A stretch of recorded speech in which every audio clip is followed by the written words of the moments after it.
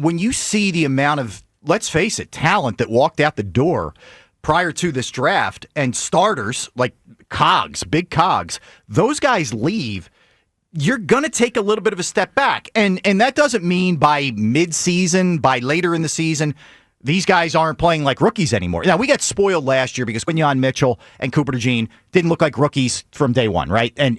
But the difference was, I think, in a lot of ways, when they had the bye week in week 5, we know they were 2-2. It was, dicey, let's face it. They plugged Cooper DeJean in there and everything changed, right? I could see the same thing here with Jihaad Campbell. I could see the same thing with Mukuba.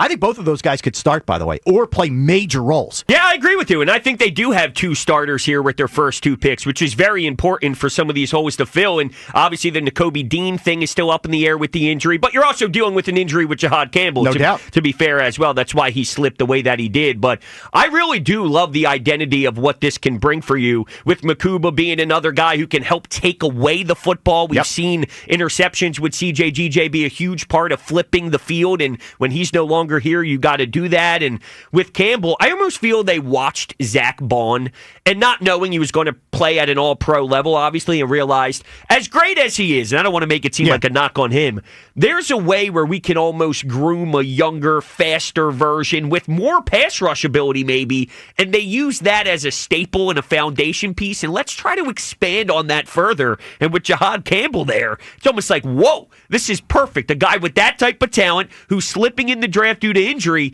we can almost find a younger version with the higher ceiling of Zach Bond. So let's have that mold and let's get after it.